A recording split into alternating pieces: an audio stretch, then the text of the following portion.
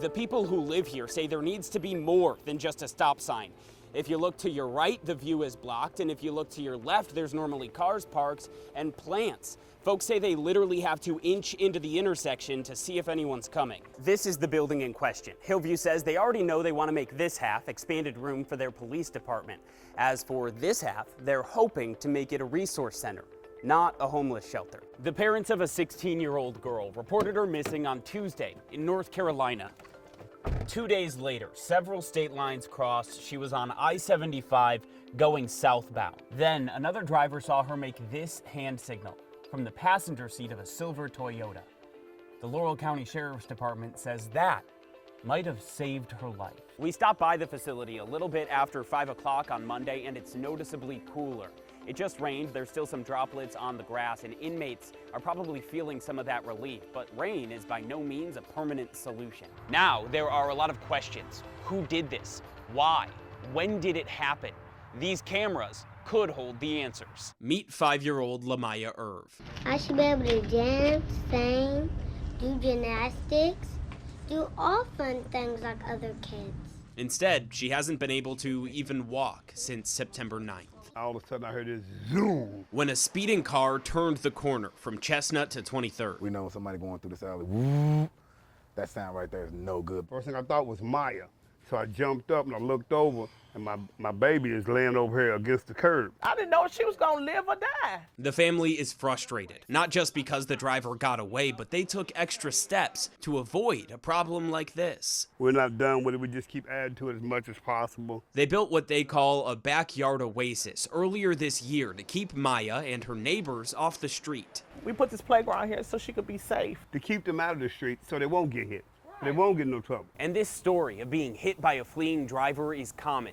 According to Kentucky State Police data, in the first 2 weeks of September, 19 people were injured in hit and runs here in Louisville, and that includes Maya. She could be dead. We're thankful to God she's here. Now, the family wants answers. While LMPD tells us the investigation is ongoing and no arrest has been made, LaTanya Bugs Crowdis says she hasn't heard from an officer on this case since the day her daughter was hit. And for us to wait this long to hear from someone, I mean, come on, guys. You need to boss up. Come over here, check on my baby. Lamaya is badly bruised, but she focuses on the positive. Got me toes. They're hoping she'll make a full recovery. After a surgery to reset her legs Wednesday morning, the family says she's still hurting, but all is good so far. Travis Najee! Say his name! Travis Najee! I'm stunned, obviously, you know. 1 year since her son Travis Najee was killed. At the exact spot where he lost his life. During an alleged carjacking here on Crittenden Drive. Now, the spot is filled with flowers, art, a cemented memory, and a crowd.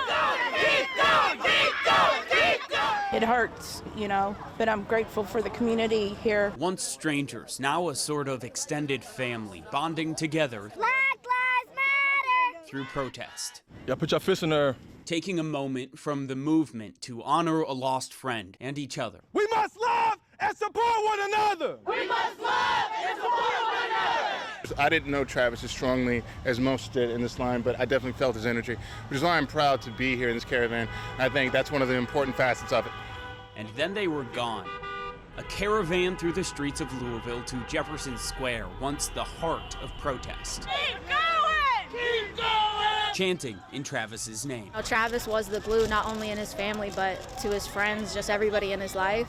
Keep going is for us to just keep moving forward. As some work to let go, Travis's mother prepares for another holiday season without him. It's hard. It's hard to go on living when you don't know you can't talk to your loved one and you don't know where they are. Tonight, his presence was felt and his name chanted as his chosen family keeps going.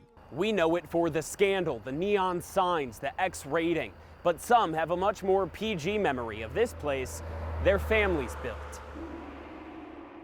It was the golden age of cinema. In 1949, Hamlet won the Oscar, and Two Fathers from New Albany built Theater, one of Southern Indiana's first drive-in theaters. My parents would get us dressed in our jammies in the summertime before the sun went down and put us in the station wagon and take us to the drive-in. Leanne Harp wasn't just a moviegoer. Her grandfather, Robert Harned, co-owned the theater. It was just magical, and intermission came and we would go in and see my grandmother at the restaurant. That's right, there was a full restaurant inside the theater. They even let me as a little girl pop the popcorn in the back kitchen, which was a great memory for me. Patty Gilchrist is the daughter of Keach McAllister, the other owner. For them, this was a family place, home to a lot of memories. I had to move my wedding up because my husband was going to Vietnam, and so we had to move the wedding up, and the only venue we could get was the theater. So that's where my reception was for my wedding. As time went on, the theater took a few hits. I-65 plowed through part of the property, pushing them to close a second screen they'd installed. Competitors came in, and by the 70s,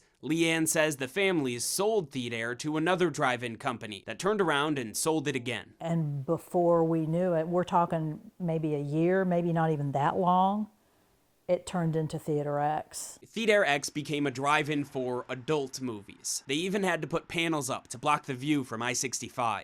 After that, it became an adult bookstore and was forced to shut down by 2019. Now, after suing the town of Clarksville, Theater X is back and licensed through December 31st. But these families want it shut down.